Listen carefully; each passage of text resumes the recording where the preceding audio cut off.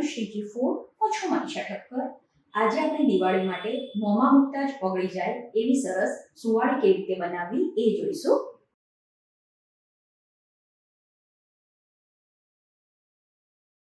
સુવાળી બનાવવા માટે જે મેંદો આપણે ઉપયોગમાં લઈએ એને ચાળી લેવાનો છે। તો આ ચાળેલા મેંદામાંથી અત્યારે 2 કપ મેંદો હું યુઝ કરવાની છું। તમારે જેટલી પણ સુવાળી બનાવવી હોય એ પ્રમાણે મેંદાનું માપ લેવાનું। તો અત્યારે મેં ગ્રામમાં 250 ગ્રામ જેટલો મેંદો લીધો છે। પછી 1 ચમચી તલ લેવાના છે, જેને અધકચરા ખાંડી લેવાના, કાચા તલ જ ઉપયોગમાં લેવાના। તો તલનો પાવડર નથી બનાવવાનો, એને આપણે આ રીતના અધકચરા જ વાટવાના છે। હવે આપણે એક વાસણમાં 1/2 કપ ખાંડ લેવાની છે। ખાંડનું પ્રમાણ તમે ઘરમાં જેવું ગળ્યું ખાતા હોય એ પ્રમાણે ઓછું વધતું કરી શકો। અને પછી આપણે 1/3 કપ અથવા તો જેટલી ખાંડ લીધી હોય એનાથી થોડું ઓછું પાણી ઉમેરવાનું। તો અહીંયા તમારે પાણી ખાંડ કરતાં થોડું ઓછું લેવાનું છે। જો ગળ્યું પાણી પડ્યું રહેશે તો સુવાળી ખાવામાં મોડી લાગશે, એટલે જો જરૂર લાગે તો આપણે સાદું પાણી આગળ યુઝ કરી શકીએ છીએ। અને ખાંડમાં જ આપણે જે તલ અધકચરા કરીને રાખ્યા છે એ ઉમેરી દેવાના। હવે અહીંયા આપણે કોઈ ચાસણી નથી બનાવવાની, ફક્ત આપણે ખાંડને આ પાણીની સાથે મિક્સ કરવાની છે, એટલે કે ફક્ત આપણે ખાંડને આમાં ઓગાળવાની જ છે। ફ્રેન્ડ્સ, આની સાથે જ મેં દિવાળીના રિલેટેડ ઘણા બધા નાસ્તા અને મીઠાઈની રેસીપી તમારી સાથે શેર કરેલી છે, અને ડિસ્ક્રિપ્શન બોક્સમાં મેં એના પ્લેલિસ્ટની લિંક પણ આપી છે, તો ત્યાંથી તમને બીજા અલગ અલગ નાસ્તા જોવા મળી જશે। તો તમે જોઈ શકો છો હવે ખાંડ સરસ રીતે ઓગળી ગઈ છે। ગેસ બંધ કરીને પાણીને થોડું ઠંડુ થવા દેવાનું છે। હવે આપણે લોટમાં થોડો ઇલાયચી પાવડર ઉમેરી દેવાનો, ઓપ્શનલ છે, તમારે ઇલાયચી પાવડર ના ઉમેરવો હોય તો સ્કીપ કરી શકો છો, પણ સુવાળીમાં કે શક્કરપારામાં તમે જો થોડો ઇલાયચી પાવડર ઉમેરો તો એનો સ્વાદ ખૂબ જ સરસ લાગતો હોય છે। પછી આમાં મોવણ માટે 1/4 કપ ગરમ કરેલું ઘી ઉમેરવાનું છે। નવસેકું ગરમ કરેલું ઘી મેં એડ કર્યું છે। અને સુવાળીમાં તમારે તેલના બદલે ઘીના મોવણનો જ ઉપયોગ કરવાનો।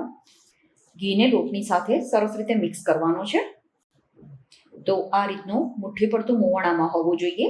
જો ઘી ઓછું લાગે તો ફરીથી તમે 1-2 ચમચી જેટલું ઘી એડ કરી શકો છો। હવે જે પાણી આપણે બનાવીને રાખ્યું છે એ એડ કરતા જવાનું અને આનો મીડિયમ સોફ્ટ લોટ બાંધી દેવાનો છે।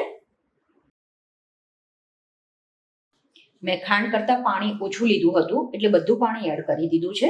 તમે જો પાણી વધારે લીધું હોય તો પાણી એકસાથે ના ઉમેરતા।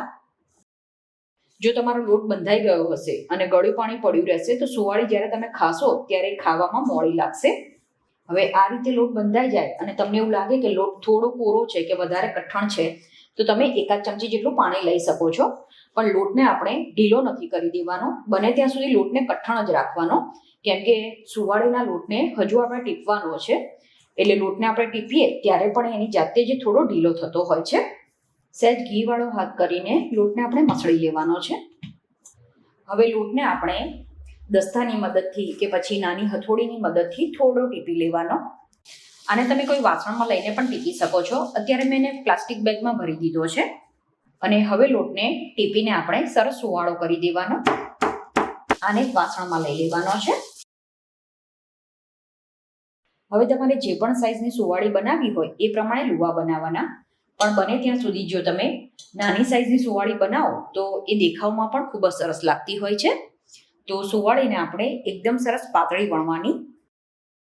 તો આ રીતે આપણે સુવાળીને વણીને તૈયાર કરવાની છે। પછી કાંટાની મદદથી આ રીતે એના ઉપર નિશાન કરી દઈશું। તો આ રીતે સુવાળી વણીને આપણે કોઈ પ્લાસ્ટિક ઉપર કે પછી સિલિકોન મેટ ઉપર મૂકતા જવાનું છે। તો આ રીતે થોડી સુવાળી મેં વણીને તૈયાર કરી દીધી છે, સાથે જ એને ફ્રાય કરતા જવાનું છે।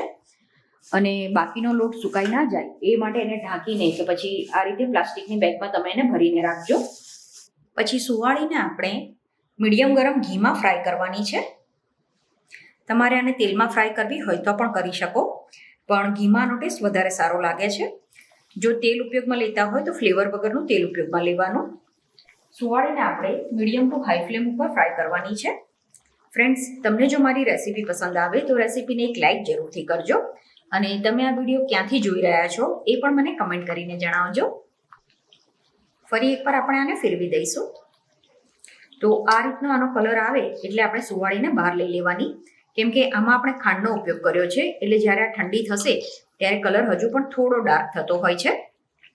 તો બધી સુવાળીને આ રીતે ભેગી કરીને આપણે ઝારાની મદદથી બહાર લઈ લેવાની છે.